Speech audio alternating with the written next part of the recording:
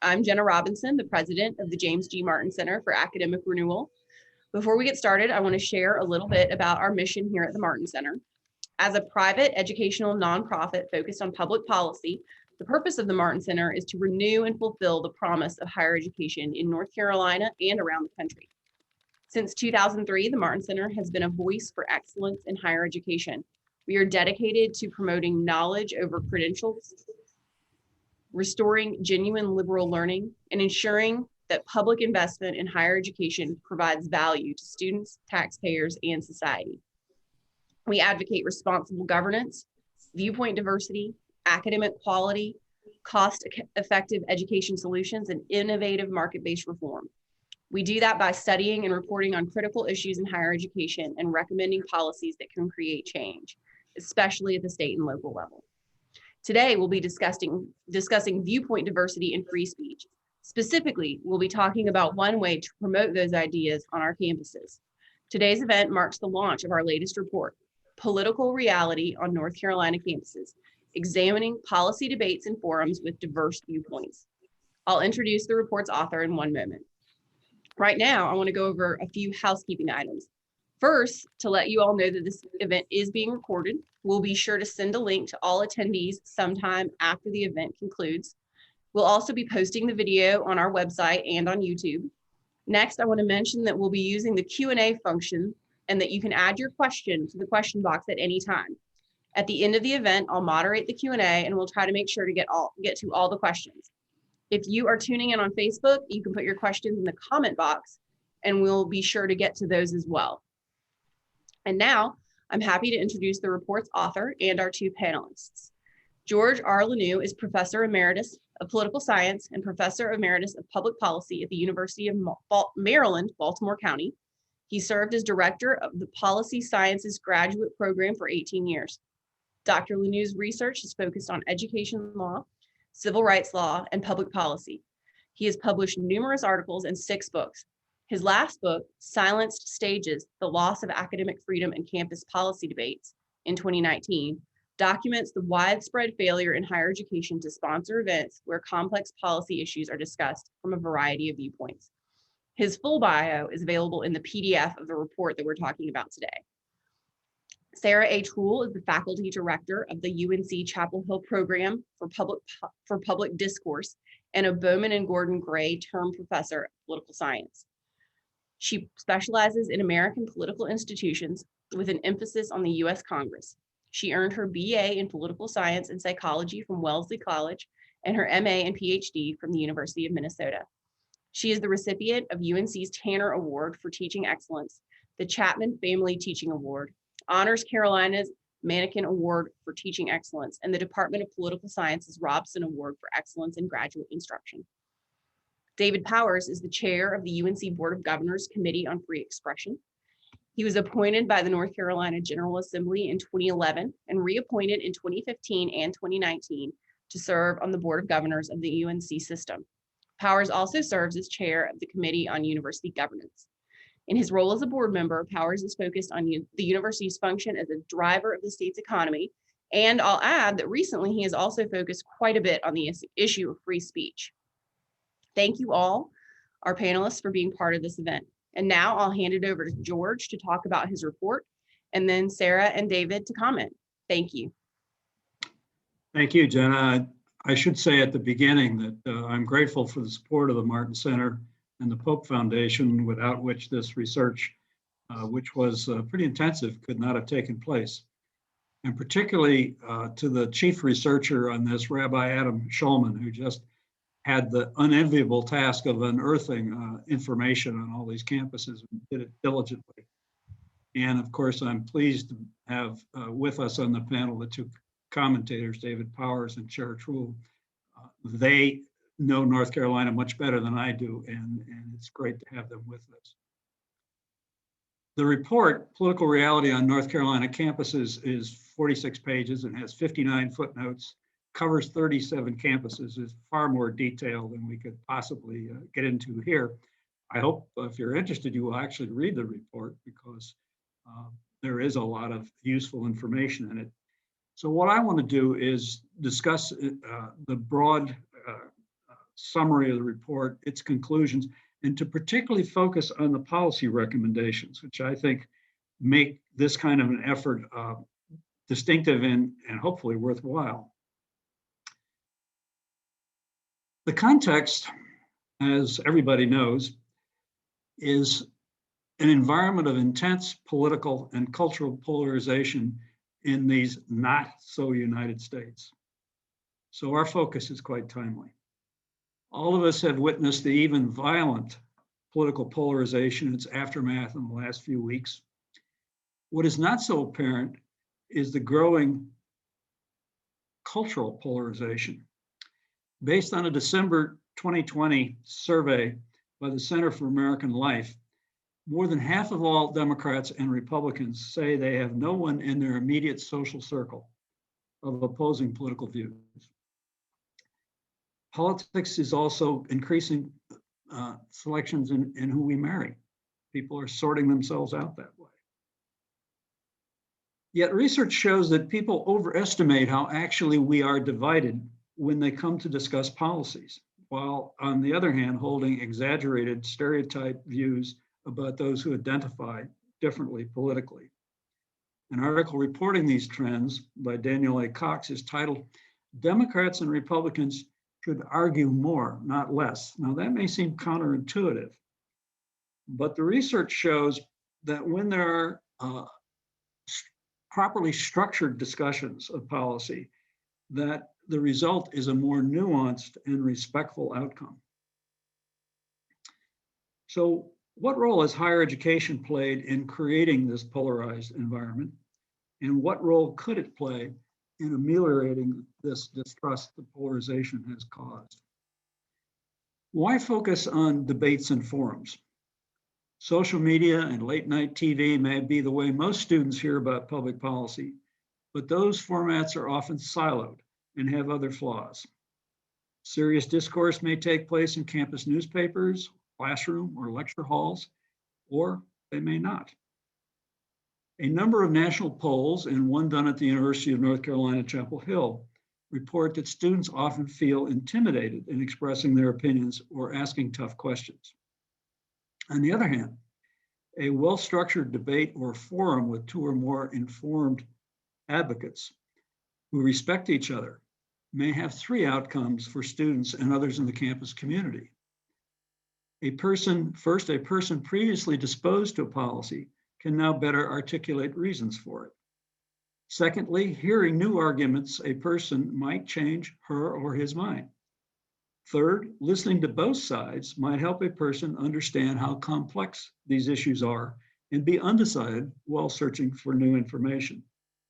A person might conclude that all policy answers do not reside in left or right silos or Democrat or Republican platforms. All of these are desirable educational outcomes which encourage critical thinking. So did our research find such beneficial policy debates or forums were common in North Carolina campuses? Despite a few promising examples, forums and debates were as rare on North Carolina campuses in 2018 and 2019 as we found in our national sample for 2014 and 2015. I encourage readers to read the entire report to see the description of events on each North Carolina campus. So an important question is, why does such a public policy vacuum exist when almost every campus would insist that training thoughtful citizens is an important priority?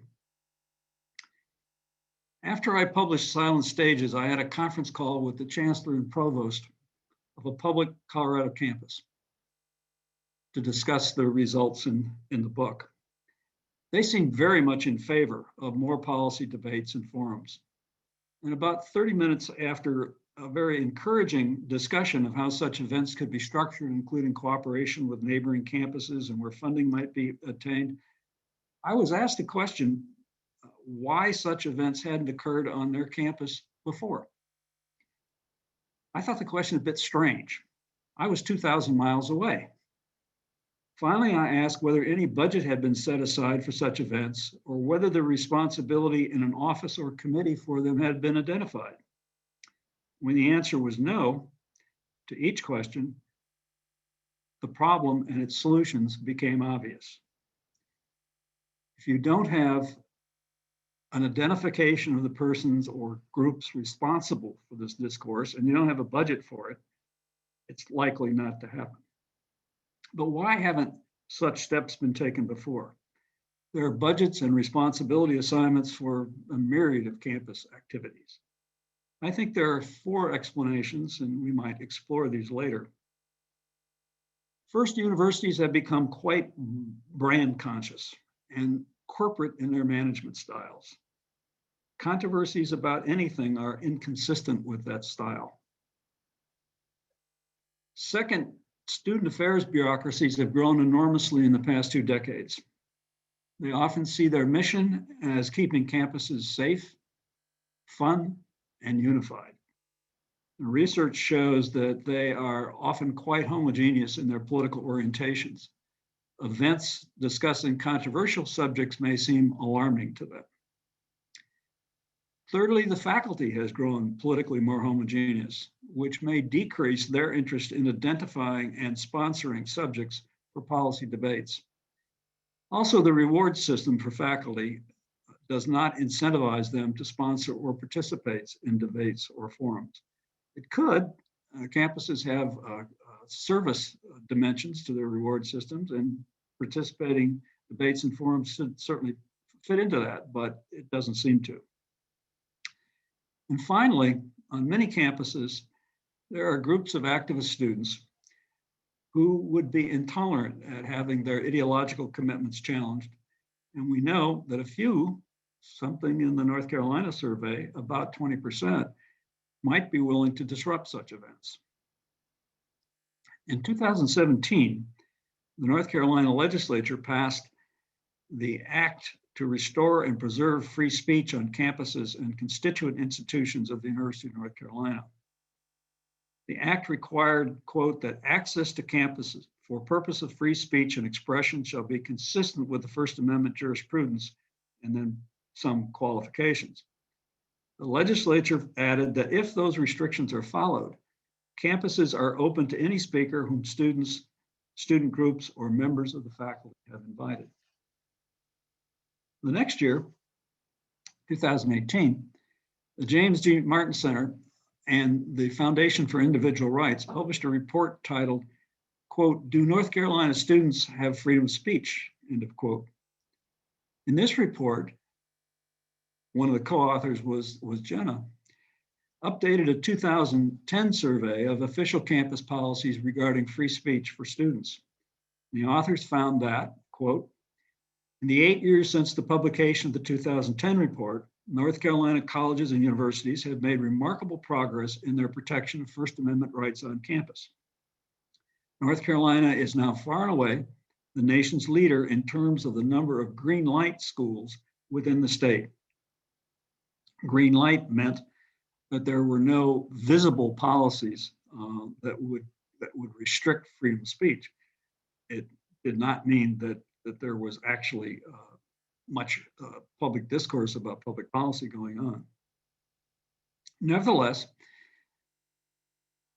the achievements found in moving North Carolina campuses to green light status are admirable. But if the result is only that campus rules do not formally suppress speech and speakers are not shrouded down, the outcome may only be a vacuum where students and community members do not have access to hearing civil discourse about the great issues of facing our nation and North Carolina. We need to protect free speech, of course, and viewpoint diversity on campus, but we also need to promote those values. So I think the emphasis should be not on protection, but also on promotion. So what can be done to fill the vacuum? The finding that we made that campuses in North Carolina only very rarely sponsor public policy debates and very limited forums with diverse points of view. If we could show the slides, Ashley, I'll speak to each slide.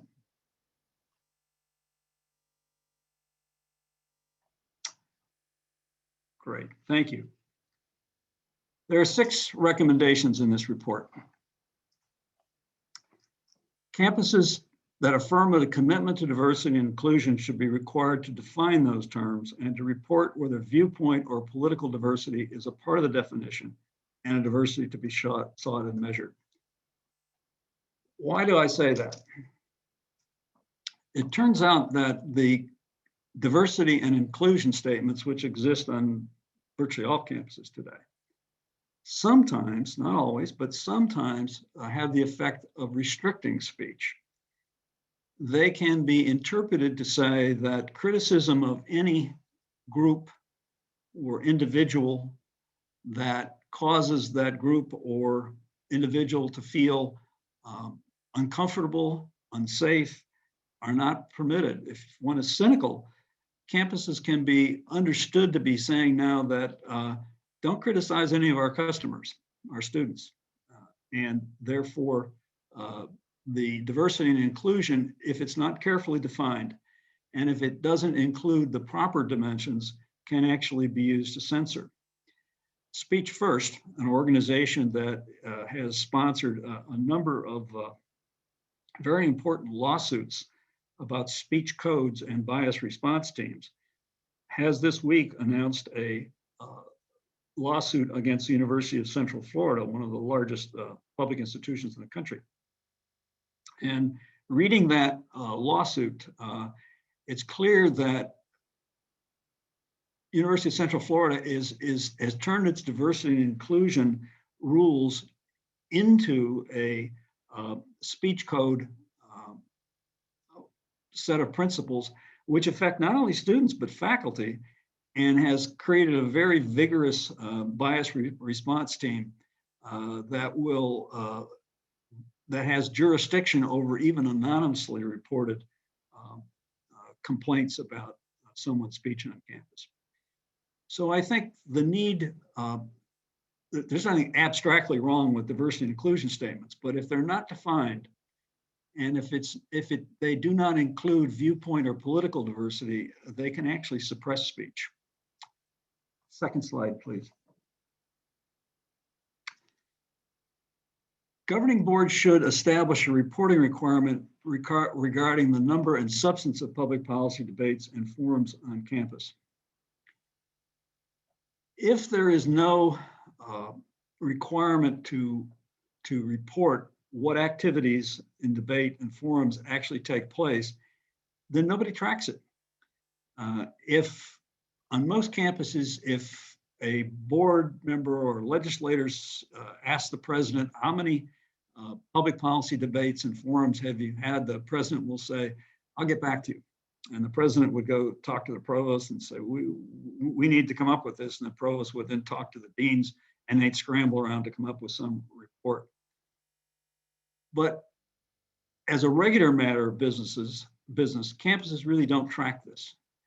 If you ask the president of most campuses, what was the outcome of your most recent football or basketball game against your arch rival, they'd know. But if you ask them about what kinds of public policy debates and forums are held on the campus, they won't know. They'll need to be researched. And I'm arguing that a reporting requirement should be a good idea. 3, boards should ask campuses to set policies about what events should be recorded on campus calendars and how these calendars should be publicly accessible. We found that in about 21% of the cases of the 37 campuses we examined, the calendars are really opaque about what kinds of public policy events occur. And in other cases, the calendars are not accessible to other people who are not registered on the campus. If a campus does not make its calendar publicly accessible, then it raises the question of why the public should have confidence and be willing to support that campus. We found no campuses in which athletic records were not publicly accessible, even on campuses where the sports are definitely not revenue producing. So one of the recommendations is that campuses should set policies about what events should be recorded on campus calendars, and that these calendars should be publicly accessible. 4, please. Boards should encourage campuses to seek outside funding for public policy debates and forums, or provide for such events from institutional budgets.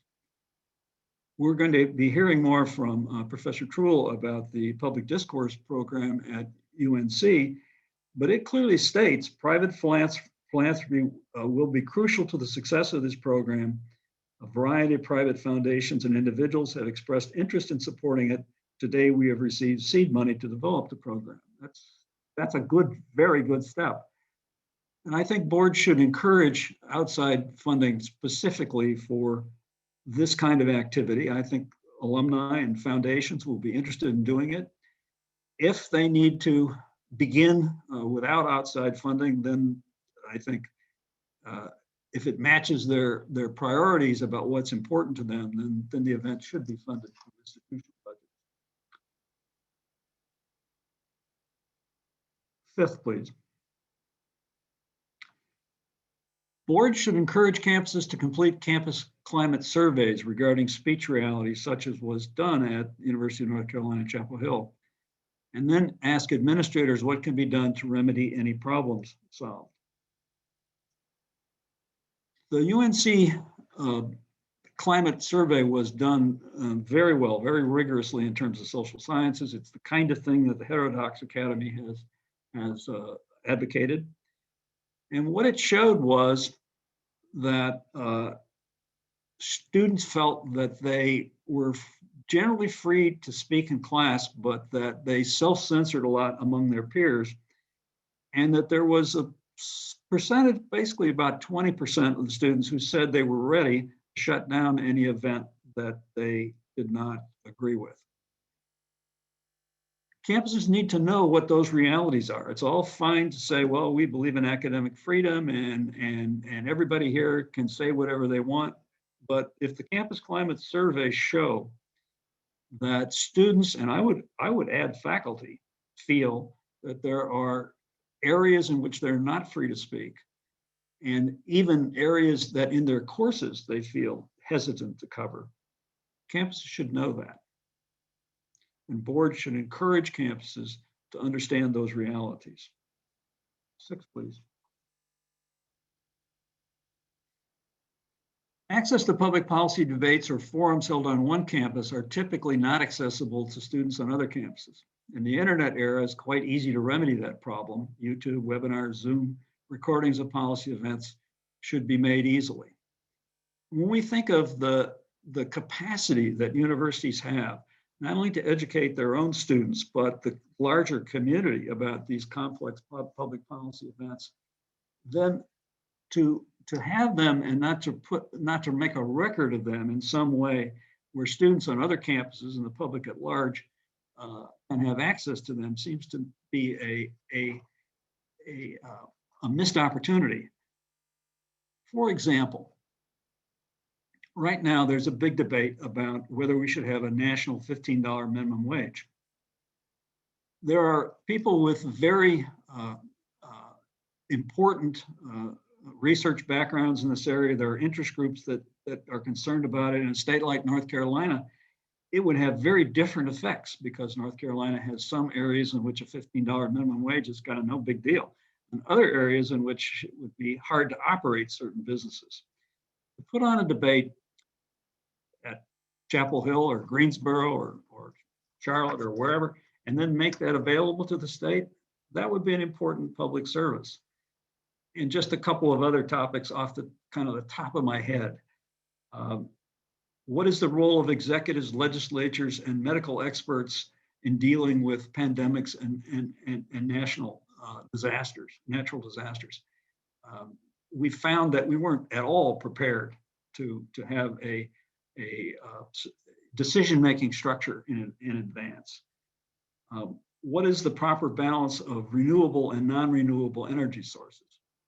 Is the Iran deal a good idea or not? I mean, we could all come up with our own list, but the important point is that if one campus does this well, it ought to make those results available in a much broader audience. And we were unable to find many examples of that at all.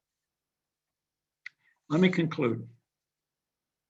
The failure of campuses to make it clear that the great public policy questions are worthy of debate and that diverse viewpoints are welcome has some long-term damaging consequences.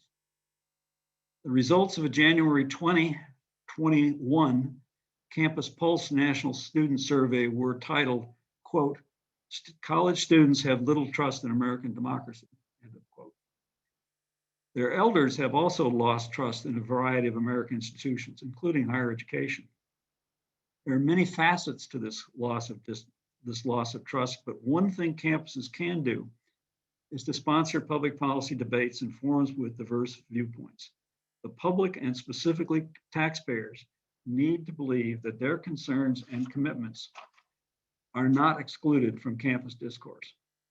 Right now, that evidence to counter that feeling of exclusion does not exist nationally or in North Carolina. Thank you. Thank you, George. And now we will turn it over to Sarah for her commentary. Great. Thank you very much, Jenna. And thank you, George, for the report, and to the Martin Center for giving me the opportunity to be here. It's quite an honor to be here with George and David and the center and the audience as well. I really enjoyed, first of all, reading this report. As George mentioned in his comments, and I'm sure many of you will look at the report down the road, it is quite thorough and does an excellent job of looking at viewpoint diversity, and more importantly, public discourse and opportunities for it that exist here on 37 of the campuses across North Carolina. The report's primary questions that I want to focus on in my brief commentary here, I want to make sure there's plenty of time for questions, are what formal policy debates or forums with diverse viewpoints are sponsored for undergraduates on each of the North Carolina campuses. And I think an interesting question, a subset question of this, is what issues are included and which are excluded. Now, George sort of hinted at this. That last question really doesn't get answered in this report. And a big reason for that is there's a lack of events in the first place, right? And so it limits our ability to really dive deeply into what campuses are focusing on. So more on that to come, but first of all, just recognizing the lack of events that are centered around public discourse is a primary takeaway from this. So we can't even answer that second question. The next part is, without taking a fully policy relevant course, so a course maybe in the political science department or a policy department, do students at these campuses have an opportunity to hear civil discussions by well-informed persons and different perspectives on great and complex policy issues affecting their lives, the nation, the state, the world? And kind of already answered in that first question is no, they really don't. Again, there's just a lack of events that are going on. I think the research design that is put forward in this report is quite revolutionary. You know as well as I do, as people who are interested in these topics, that quite frequently there's a lot of time and attention paid to faculty on college campuses. And rightfully so, that's an important place to look for information and to gain a perspective on viewpoint diversity on college campuses. But I think it's an incomplete story. And I think it's an incomplete story that's made very clear by the survey that George referenced in some of his remarks that was done here at UNC-Chapel Hill. And that survey, as was stated, showed that in general, faculty at UNC, though most of them are registered Democrats and or identify as liberal, do a pretty good job. And students across the ideological spectrum share those beliefs, right? The survey is pretty clear that when political issues come up in the classroom, faculty, at least here at UNC-Chapel Hill, are listening to both sides, are open to both sides, are presenting both sides of the story. So that's great, especially from the perspective of a faculty member here at UNC. That's a win in my book. Now, the negative side of that, and George also mentioned this in his comments to open, is that students don't always speak up, though, more for fear of their peers, right? They're afraid. And there's a particular emphasis on conservative students here, that our conservative students are the ones that are more likely to self-censor in the classroom. right? So why is this? Where does this come from? I think a big part of this, and I think this is why the research design employed by George in this report is so revolutionary, is because they don't have good examples of how they can contribute, and the liberals and Democrats sitting in the classroom with them don't have good examples of how they can respond, right? In an intelligent, thought-provoking, respectful way. And this is precisely why colleges across North Carolina, and of course across the nation, really need to pay attention to hosting events that illustrate and demonstrate and showcase thoughtful public discourse as we move forward. So the fact that George takes this report and provides a really nuanced way of examining intellectual and viewpoint diversity by looking at calendars, I think really moves us beyond the classroom and also away from social media, which is something he doesn't expressly mention in the report, but did in his comments. And I think he's 100% spot on in mentioning that, right? There's so many students in particular that are having first conversations on social media, and we need to move away from that. But to move away from that, we need to show our students what the alternative is. And that's where the events become incredibly important. I also liked in this report, and this is on page 37, I believe, the focus on events and what it means to host a debate, right? And here the report specifically mentions the failures of the 2020 first presidential debate, right? What we need are not debates like that. We don't need debates that have winners and losers. We need, again, to have conversations where we have thoughtful reasons in search for truth, right? Where each side is coming to the table with well-expressed arguments and is willing to listen to the other side, defend their own argument, and give structured reasons for why they believe what they do believe. So fast forwarding a little bit in the interest of time, the key takeaways that I bring from this report, and then I'm also going to spend some time talking about what we're doing here on UNC-Chapel Hill's campus in the program for public discourse. The first key takeaway is pretty obvious, right? And this is that North Carolina campuses, at least these 37, need better calendars. I really appreciate the analogy that was given between athletic events, which any of us, maybe with the exception in the COVID world, which I still have no idea what's going on with sports, but in the COVID world, or anti the COVID world, excuse me, it's really easy to pull up the football schedule, the lacrosse schedule, the squash schedule, and find out where and when a certain event is happening. The same is not true, and this report really highlights that for other events on college campuses. We need to do better. We must do better, right? We need to make sure that our calendars are synchronized. We need to make sure that students are aware of the event offerings, and we need to make sure that they're highlighted in a place that people know where to access them. Additionally, other things that we must do is focus on the university supporting public discourse. So campuses have to commit to this work. It's not going to happen organically. Students are demanding it. I see this all the time in my own classrooms. Jenna was kind enough to list a number of the teaching awards I've been fortunate enough to win here at UNC-Chapel Hill. And I can tell you right now, the primary reason that students tell me they nominate me for teaching awards is because my classroom is open to viewpoint diversity.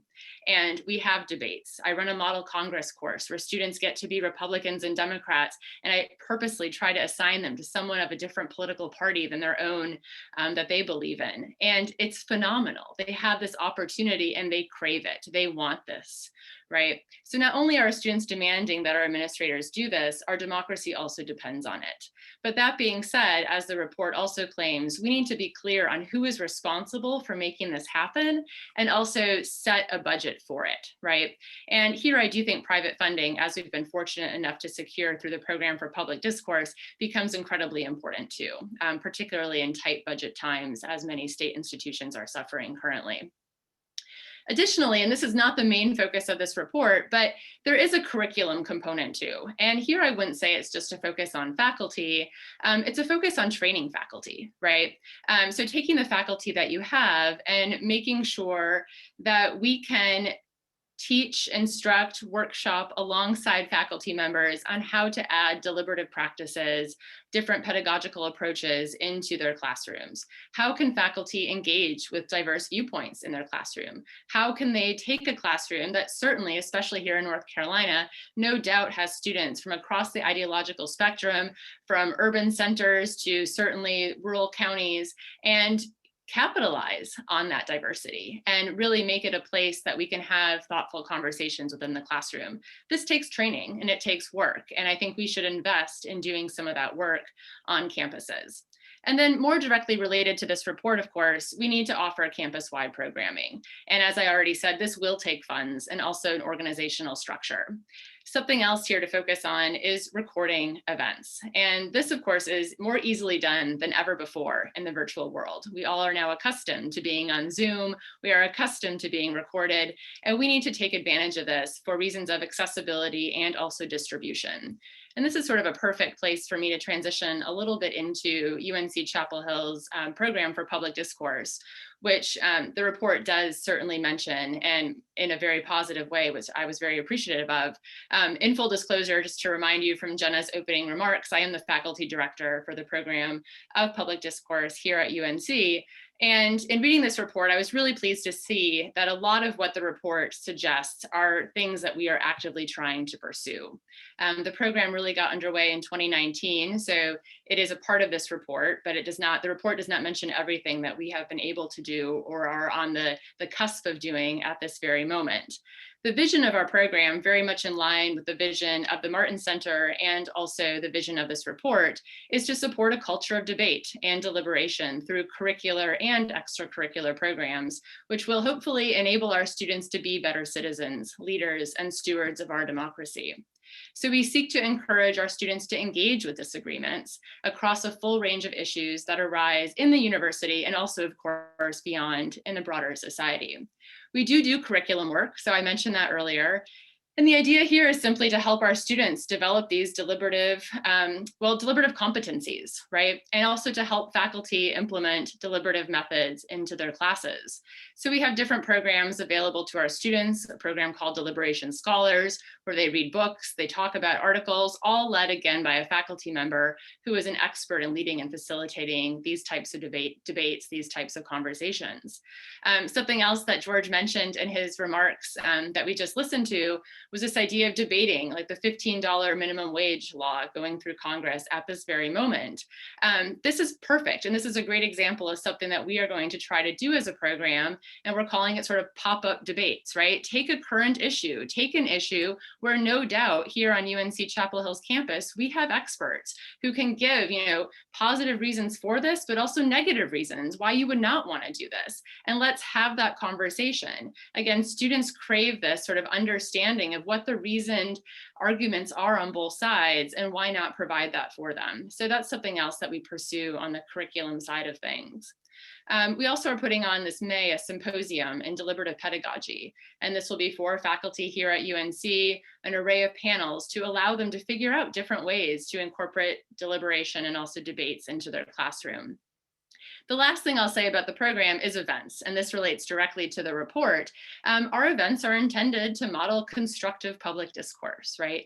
And the idea here, again, is to help students across campus, not just those students in a policy class, not just those students in a political science class, but all students be able to see and observe speakers who are willing to share their reasons for having opinions about important and even contentious topics, and have those ideas also challenged by someone on the other side, right, who might disagree with them. We're committed to ensuring that both liberal and conservative voices are part of these discussions. It just wouldn't be the opportunity for our students to see how to respond and to see how to engage with one another if we didn't do that. So I see a lot of encouragement here with regards to the things that we're doing on our campus. The last thing I'll say, and I sort of mentioned this already, is the opportunity to record things. And if there is a silver lining for COVID, and I'm not sure there is, because I'm currently teaching kindergarten and second grade, and that's not a joy, I can assure you. But that being said, the fact that we are recording events, and now what we can do is we can take the events that we are putting on as the program of public discourse, for example, here at UNC, and we can disseminate those to other campuses. We can take those, and based on this report, there are campuses across the state of North Carolina that have no events on public discourse. We can pre-package that event and give it to you. And you don't have to make it a campus-wide event even. We can pre-package it to you and say, I noticed that your department is focused on this issue of free speech, or I noticed that your department in the business school might be interested in a debate on the $15 federal minimum wage law. Would you like this recording? And then you could use it in a class. And that would only help the faculty member have an engaged conversation, a deliberative conversation in their own classroom. So this is something else that we're pursuing as the program. And I think the benefits will be far reaching. We can do better than reaching just the students here at Chapel Hill. That's the first place to start. But I think the hope for going more remote and recording and disseminating more broadly is certainly there. I think I've spoken way too long, but I just want to say how much I enjoyed reading this report and its accompanying recommendations. There are excellent suggestions here. I'm pleased UNC-Chapel Hill and the Program for Public Discourse are taking a lead on many of the suggestions that were in this report, and I certainly look forward to implementing more of them in the future and to hearing some of your questions. Thank you. Thank you, Sarah. And next we will turn to David Powers with his commentary. Thank you so much, Jenna. I have to do this anytime I'm on with an educator, to say thank you to Sarah. I was raised by a North Carolina public school teacher. I'm married to a North Carolina public school teacher, always been a big part of my life. So thank you for choosing that profession to impart your knowledge to other people. I really appreciate it. As a public university, as someone responsible for the administration of a public university, I view our first charge as offering the citizens of our state a quality education at a very affordable price. In that regard, I think we have met our charge very well. We're celebrating this year our 5th consecutive year of flat tuition in the UNC system. And if you add in the North Carolina Promise program that lowered the tuition at 3 of our schools, we actually have a lower average tuition over the past 3 years instead of increases. We're about 67%, our average tuition is about 67% of other national public universities. So we do a very good job in that.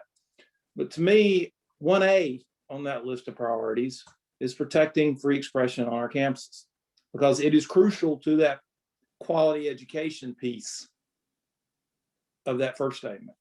That the idea that you would not utilize this robust forum for open exchange is ridiculous. It really, truly is. You have kids from all backgrounds, professors from all backgrounds. It's the perfect place to have discussions on ideas. And if you can't have it there, how can we expect to have it in other public arenas of debate? So I think this is an extremely important issue for our time. I want to try to focus my comments on the recommendations of the report, but I did have a couple things I went through that I really noticed that stuck with me. They're somewhat worrying. There was an idea that many professors with very little pushback view advocacy of their preferred political positions as not only a personal duty, but an institutional duty. The fact that they feel like they as an institution, as a representative of an institution, have an obligation to impart their political beliefs on other people is very concerning to me. That is very concerning to me. I'm not saying they should not be free to express those political views, but that obligation, that thinking that they have an obligation to do so is a little worrisome. The second point, and this came up earlier, is a statement that young people are unlikely to learn how to engage in civil public discourse from their social media interactions. I think politics, the social media is the enemy of good political discourse. It's too easy to say something without thought, and you cannot have, when you get into an argument back and forth instead of getting into a real discussion. So to the conclusions and the recommendations, I do agree, George, with your statement that debate should be considered successful only if the audience better understands the complexities of the issues that are being debated. However, I would add a little bit to that measure for success. It was something I read actually in the paper this morning that in his remarks to the North Carolina Senate on the day after the January 6th disturbances at the Capitol in DC, North Carolina Senate President Pro Tem Phil Berger said, and I'm quoting, we become an unhealthy body when we conclude a difference of opinion is born from a darkness in one's heart rather than an honest difference in one's mind. So we have to be willing to acknowledge not only that the better understanding needs to be imparted, but acknowledge that our differences of opinion are merely that, a difference of opinion, and it does not give either side a claim to rightness or wrongness of their arguments. Another good point, and George, you touched on this a little earlier, about campus administrators are indeed becoming much more brand conscious and brand savvy in today's world, driven by academic rankings and various kinds, job placement ratings, and even athletic success. In many instances, schools are becoming ever more protective of their brand. As a person who's spent a lot of time in a consumer products company, understand how important brand marketing is to a company's success. But it tends to make people safe and avoid controversy and avoid issues that could portray that brand in a negative light. So it can also, it serves as a dampening device on public discourse often. Another thing in the report that I thought was pretty interesting in the conclusions, there was reference to a statement at Duke University that put out by some law students that said, when we ask a speaker to come to Duke, we are giving that person space and license to express their views on a particular subject. And by doing so, we're implicitly signaling our willingness to tolerate or our approval of such ideas.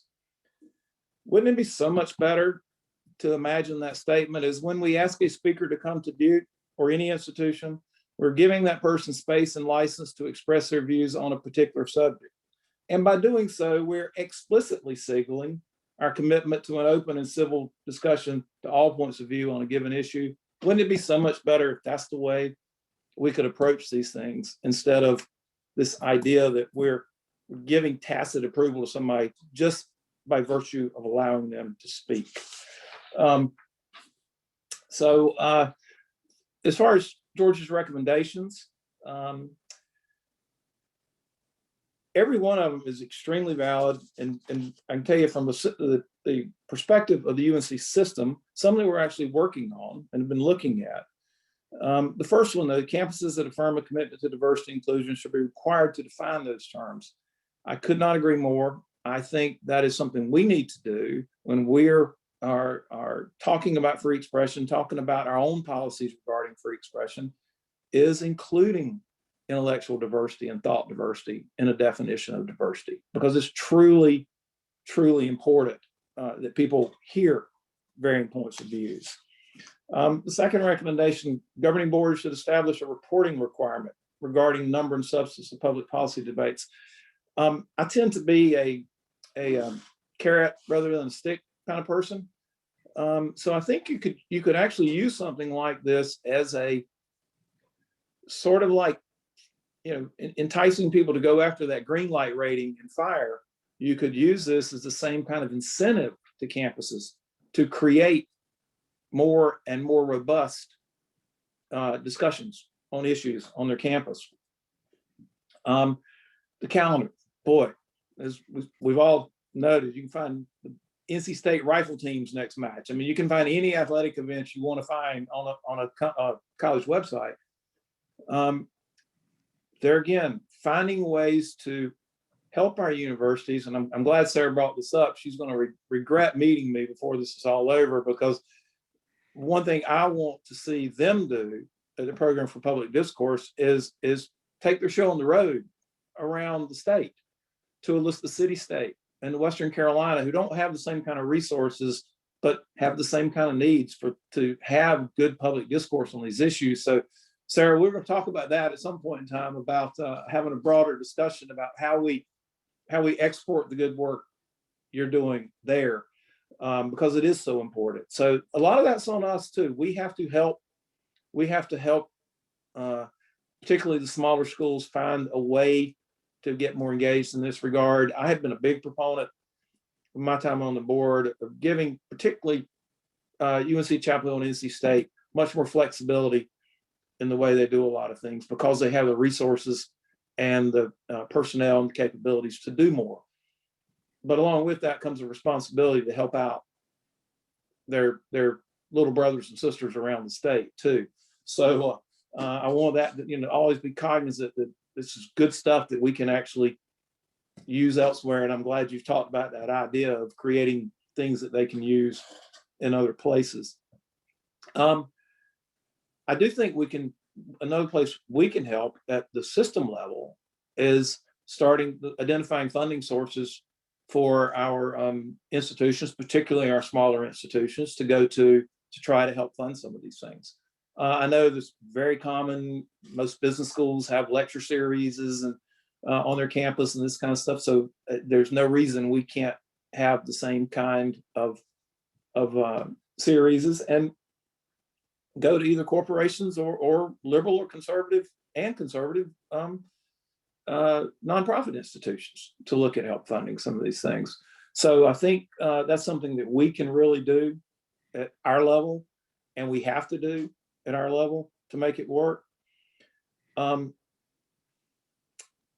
The board should encourage campuses to complete campus climate surveys.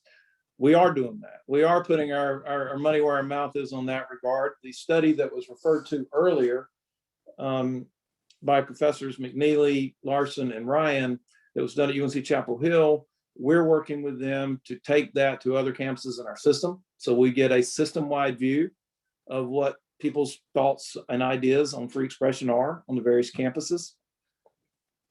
And last of your recommendations is something else I think we can help with at a system level is publicizing, getting the word out on what they're doing, making sure all students know, all students have access to, interested members of the community have access to. It's something I think we can really spend some of our time and effort on helping other institutions do. I want to close with a couple of little anecdotes that give me a little bit of hope that there's room to grow in this area. In my role as liaison to, at that time, Western Carolina University, I served on their search committee that hired their most recent chancellor. And I spent 3 days in a suburban Marriott in Charlotte interviewing this candidate after candidate as they brought him into the airport there. We all know what that's like. And I sat beside a professor of history named Vicki Szabo, was one of the professors on the committee. She was a professor of ancient history with a specialization in climate change in the North Sea in the Viking era. That's way more specialized than my economics degree was when I was at NC State. But Vicki had a reputation for being very outspoken, strong professor, but I'm sure if we sat down and had a serious political conversation, we would not agree on anything.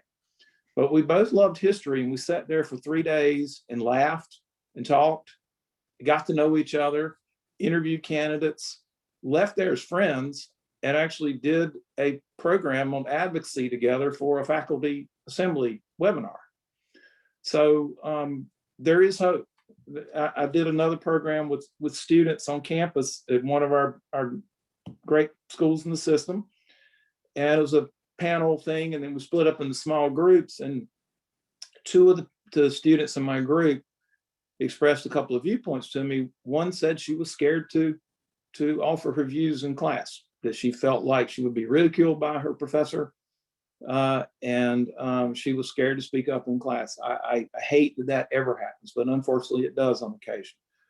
But another young student told me that one of their goals for the coming year, as a rising junior, was to pick an issue about once a month and go seek out somebody that had a different opinion of him on that issue and try to have a conversation over a couple of days about that issue.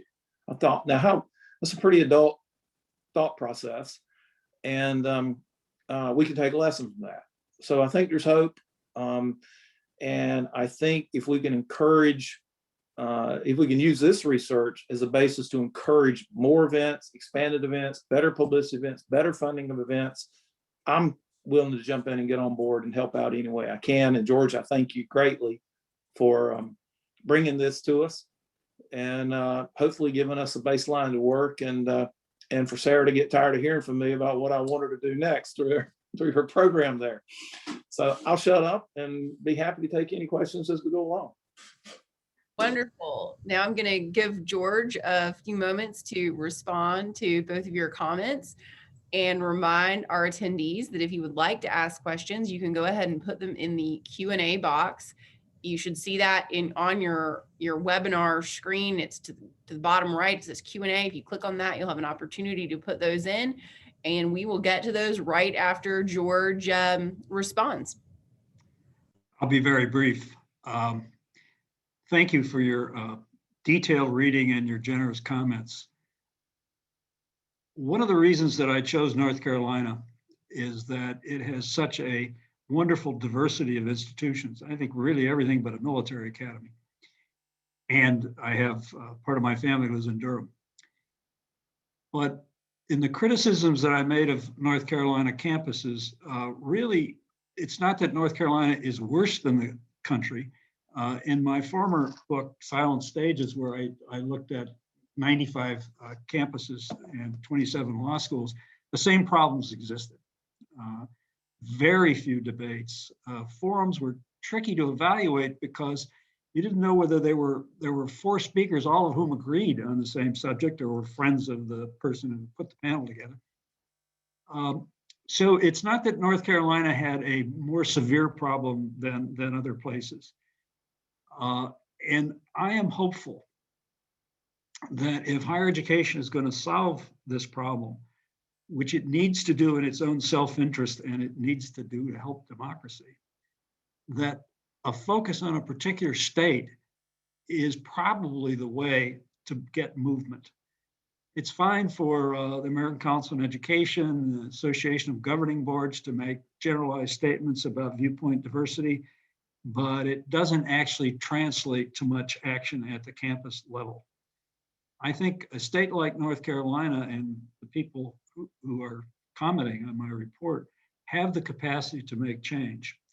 And if we can show 6 months, a year, that something actually has changed, that there are good models of public policy discourse, not just at Chapel Hill, but around the state, then I think we're in a position to go to other states and say, you can do this too. This isn't that expensive. It doesn't disrupt campuses. And if a campus does get disrupted because there's a civil debate, well, then we've got another problem that we need to address. We can't say, oh, gee, we had students standing up and shouting down a speaker who was trying to oppose or defend the Iran nuclear deal or whatever it might be. We need to confront those problems. And I think the place to begin is at a state level. And I frankly think North Carolina is the right state. Thank you.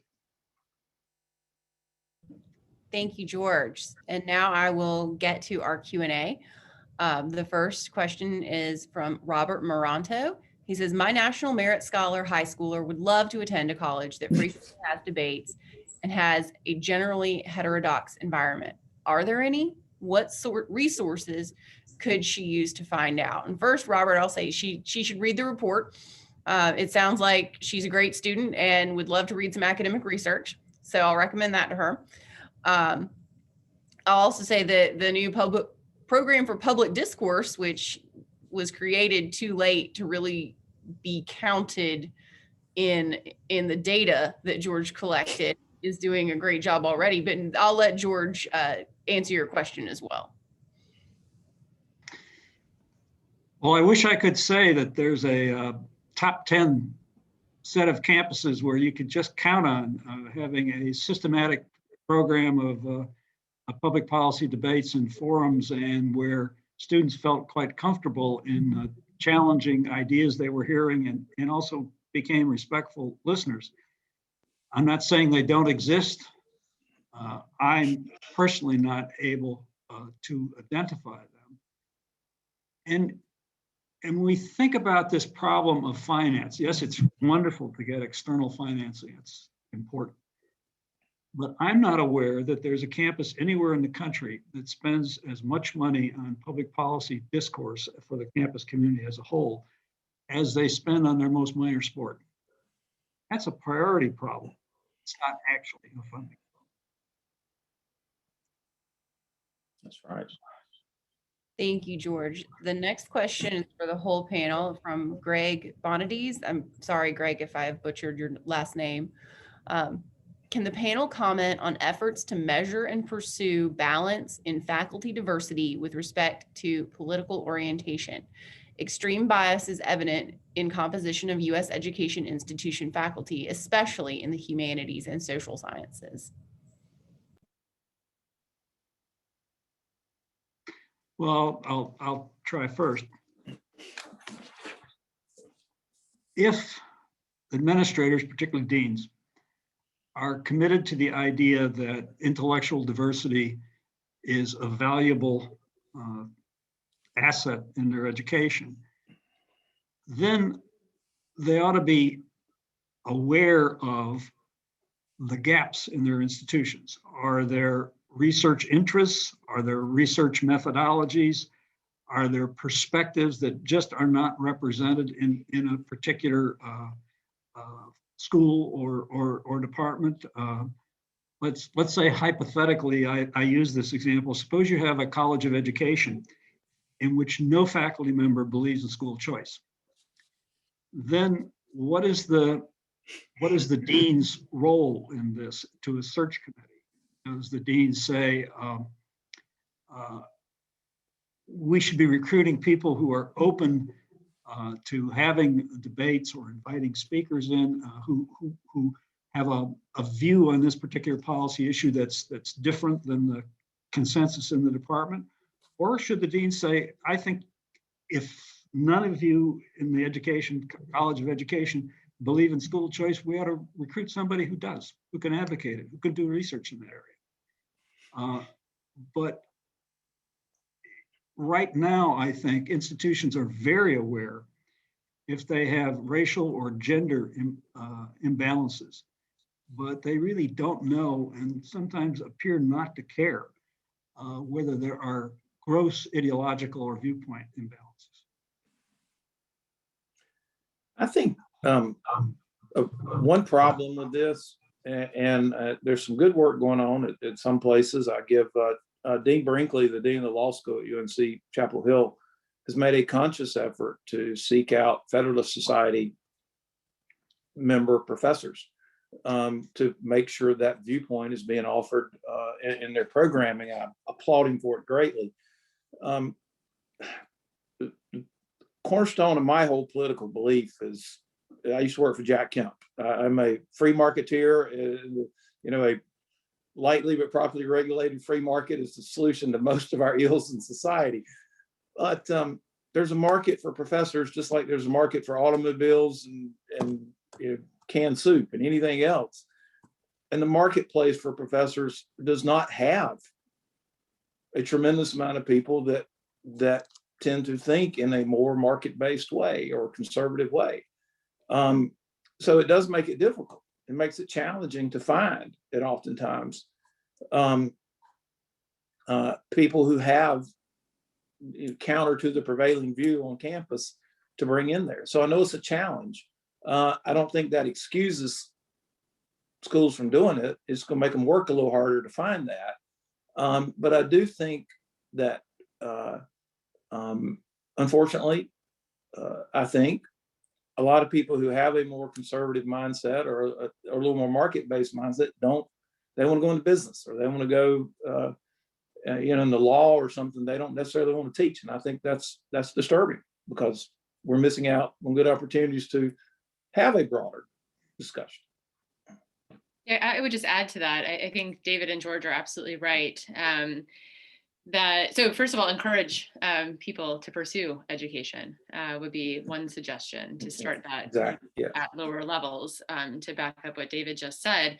But I also think this is where training of the faculty that we have on campuses becomes increasingly important. So if we are limited in the number of conservative or Republican or market-driven, school of choice-driven philosophies in existence on college campuses, then we need to work with the people that we have. And that's where I think the curricula side of what the Program for Public Discourse is doing in training faculty to have these conversations in the classroom, embrace viewpoint diversity, encourage students to speak up, have the debates in the classroom, bring in the other voices, whether in events or actually speakers to your own class, becomes increasingly important, because that's the exposure that we can kind of count on.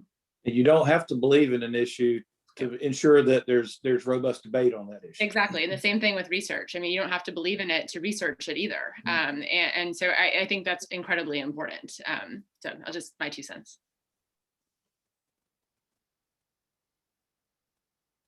Sorry, thank you. I was muted. I'll go on to the next question. And this is from Mark Weiland.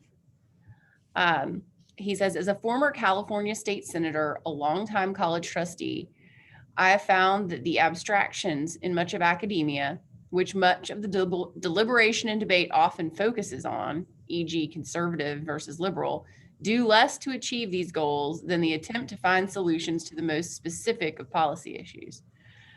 George Lanoue's point in regards, for example, the $15 minimum wage is a perfect example. The discussion I have found most useful would be one that actually includes, as Lanoue mentioned, those business folk with natural diversity, as he noted, to describe the effect on their employees. So I guess he's saying bring in, practitioners, but if you want to address that, George. Well, I agree with that. It's healthy for students to hear from people who have to organize businesses, meet pay employees, and deal with regulations. It's also helpful to hear from people who are having to make political or judicial decisions, regulatory decisions. One of the things I noticed in reviewing what was going on in North Carolina campuses is that it was pretty rare that politicians were invited to speak in an environment. I mean, they cut ribbons and they open buildings and things like that. But to have two people who have had to vote on something and have to come in and say, this is the reason why I made that vote. I think that's an extremely important thing for students to hear. They need to understand the complexities that face decision makers, and they need to be able to ask questions. And one of the criticisms that I have sometimes with colleges investing so much in the lecture format, but not having a format where there are multiple points of view expressed, is that it becomes very intimidating for students to ask questions because there's an expert, there's a guest the college has invited, and the student won't really know probably the research base from which the speaker is speaking, and will not. If the student asks a question then follows up, his peers will, kind of wonder, what are you doing? So when you have multiple speakers, and particularly speakers who are, I don't want to use the word real world, but who have to make practical decisions, students need to hear from those people. And I didn't find much of that in North Carolina or nationally at all. Very rare. All you have to do, that $15 minimum wage debate's a prime example. Go into a McDonald's and there's automatic drink dispensers, you order at a kiosk, and a lot of them, I'm not a big fast food person, they're probably 40% less employees in your average McDonald's than there were 6 or 8 years ago. Probably right. If they raise the minimum wage to $15, they'll probably be 40% less 2 or 3 years from now. So that's what gets lost in this, the rightness or wrongness of that whole issue. I want everybody to be able to make a living wage. That should be a goal of all of us. But the nuances and the practical policy implications of those kinds of decisions get lost because the debate is screaming about we need to pay people $15 an hour, as opposed to okay, how do you get there? How does it affect people? What do you do about the people that are displaced by it? We shortchange the argument, the debate. Well, and that's precisely the question here, and the focus on, and this was at the beginning of the report, the polarization that we see today, and the fact that we take an issue like a $15 minimum wage, that we could have a real discussion and a discussion of trade-offs and cost-benefit analysis, but we take it and we say, this is the Democrats' position, this is the Republicans' position, and then there's no nuance, as you just said. And so that's the part that we need to fix, and to truly then have the debate and the deliberation, we need to actually talk about it from the issue and the effects on real people in their lives, and not just the party talking points. Absolutely. If I could just say one thing about my idea of an ideal debate is that the speakers begin by affirming what they both agree on. I was in a debate called New Frontiers on Religious Liberty at the University of Baltimore Law School. And the professor from the law school and I disagreed about some policy issues on the application of the First Amendment, but we both very strong believers in protecting religious liberty. And it was important, I think, for students to hear that, so that they understood that our disagreement was within the context of an affirmation of the fundamental value of the First Amendment. And the kind of debates that we see so oftentimes on television, neither side concedes that the other side has any valuable positions, or that there's not signs of respect. The academic community should be able to put on these kinds of events where evidence of respect for differences of outcomes and for the value of the other person's research and the dignity of their position is evident. And if we can't do this in higher education, as David said, where are we going to do it?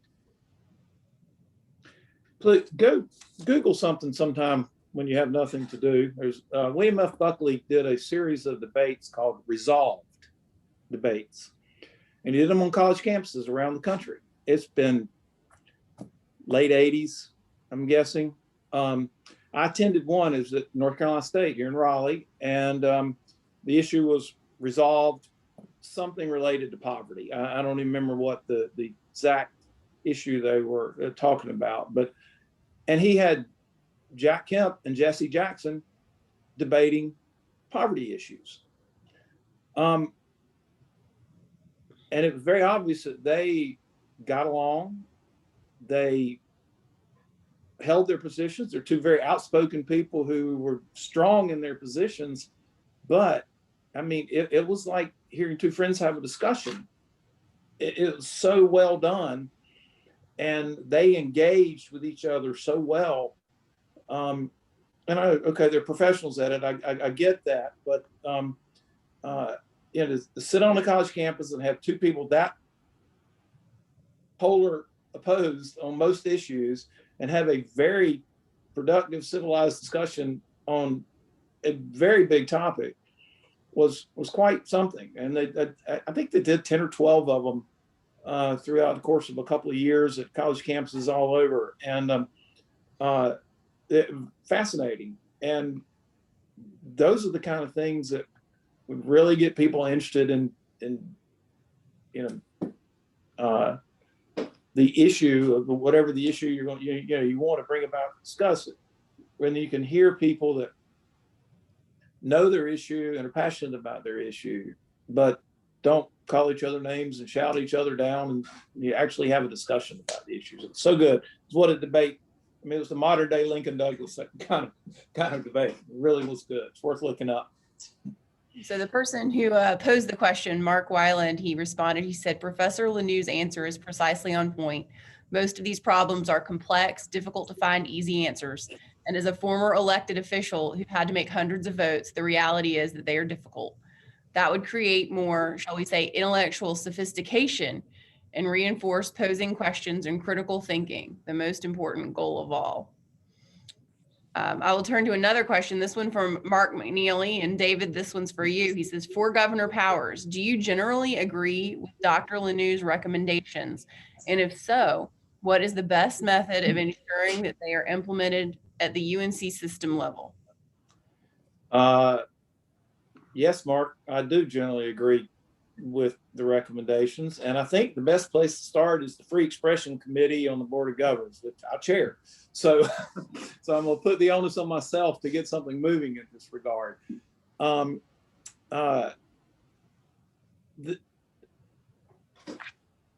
We cannot trust this to happen organically, unfortunately. We're going to have to do some things to help it along.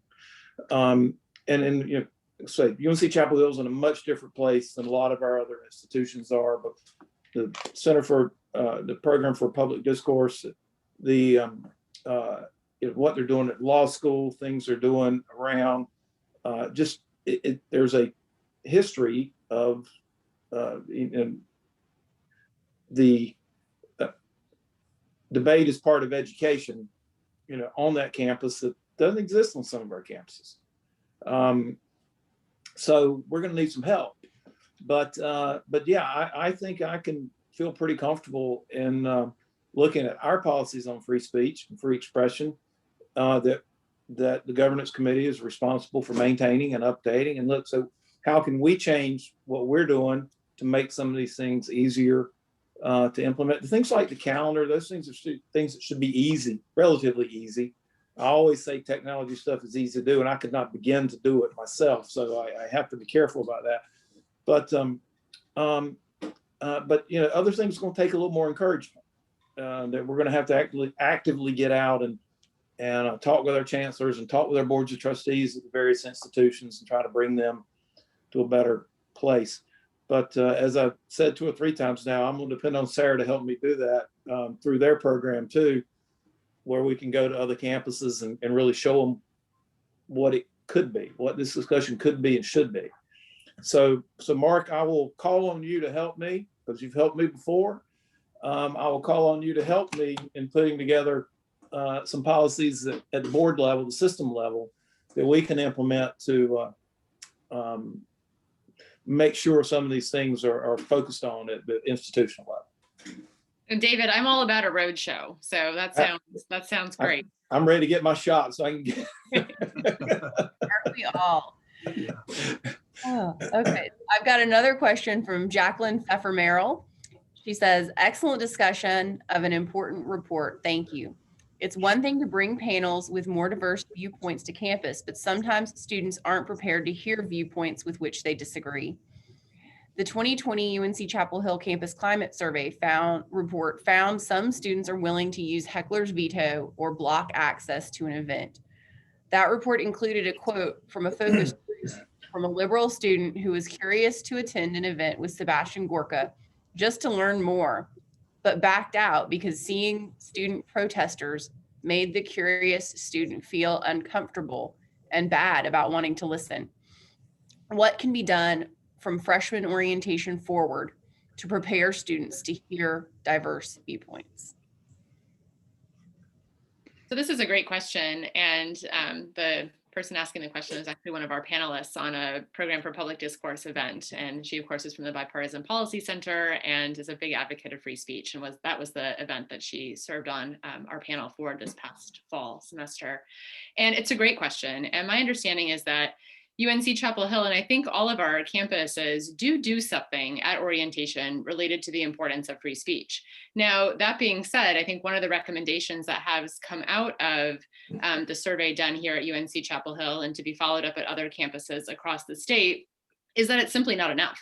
You know, many of us either recall or have heard stories of freshman or first year orientation, and what happens quickly gets forgotten. And so there needs to be follow-up reminders for students about the importance of free speech principles, perhaps a second orientation or one that happens in classrooms down the road. And this is something that I think campuses are aware of and are working on, but that would be at least my recommendation going forward, that we need to do more and we need to constantly remind our students of the importance and the reasons why it's so important.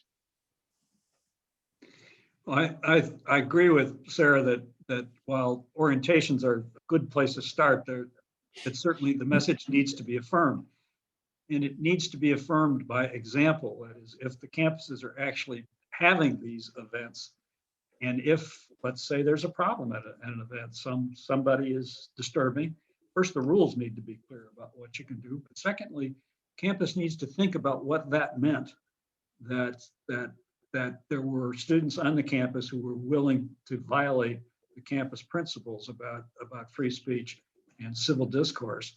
So I don't think, I think if campuses say, we've sent this message about the First Amendment and we're done with this, we don't have any further responsibilities, and we're afraid of having a discussion of, you pick the topic because there's somebody going to object.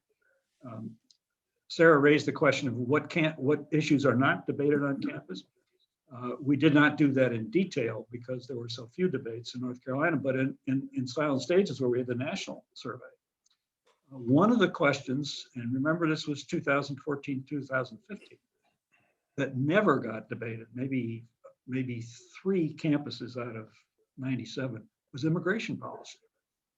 Immigration policy is touchy to debate because there will be some students on the campus whose immigration status is uncertain and maybe illegal. But what does it say when an issue that's that important and is debated everywhere else in society, was central to the 2016 election, is simply not discussed on campus? That's a bad situation. Yeah. And we had this, I think another thing that we need to find a way to try to help people understand. Jen, I think you listened in yesterday on our free expression session. Chancellor Sartorelli at UNC Wilmington talked very eloquently about growing up in Brazil in a military dictatorship where you had no free speech. And I think if we could make people understand what the absence of free speech would mean, they might have a better appreciation of the ability to talk openly about issues. And we've been, unfortunately, there are instances in our own history where not everybody was free to say what was on their mind. The suppression of free speech has been in our own society as much as it's enshrined in our Constitution. And I think if we can try to help people learn a little bit about what the absence of free speech would mean in their lives, it might have a little bit different attitude about it. That's a difficult thing to do. I know, and it's a time-consuming thing to do.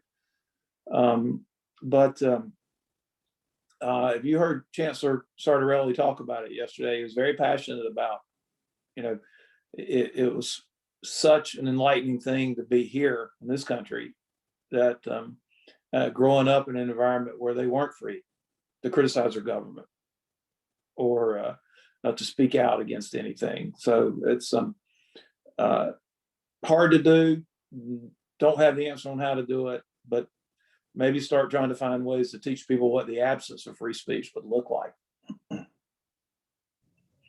I did listen into that, David. Chancellor Sartorelli was excellent. I think that more people would benefit from hearing defenses of free speech like his. I've got a question here from Don Martin, who wants to know if there has been an impact of critical race theory on academic curriculum, and is it one of those issues you can't discuss, and are other perspectives being entertained?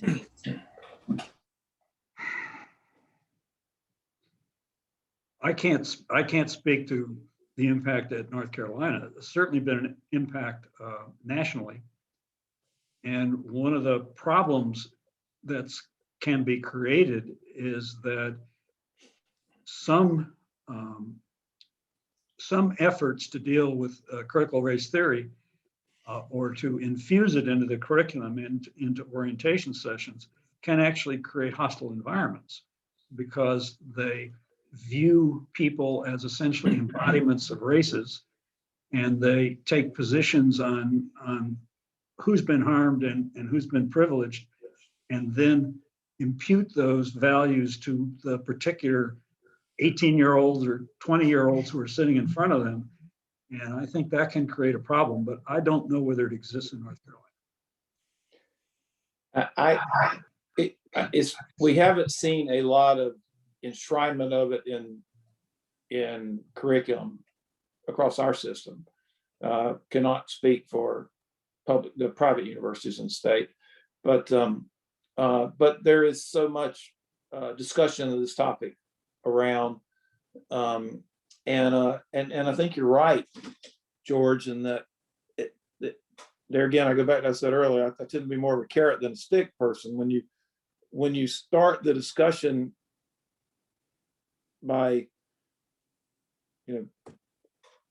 every white student is a white supremacist or a racist, that makes it tough to have a open and meaningful discussion on race. I go back to, I said something about Jack Kemp earlier. He played professional football, roomed with a person of another race when they were on the road, had friends of every race, creed, color, religion, everything. He lived that his whole life. But he accepted people at that face value regardless. And we've got to learn to deal with some of the injustices of the past, but get people on the same playing field now. And that's what I don't think we're doing. And I know it's a very touchy subject. It's a very hard subject for us to deal with anything on that issue. It really is.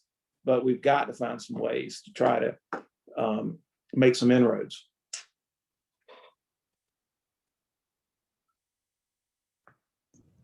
I want to thank all of our panelists for being here this afternoon. George, thank you for your work on this report.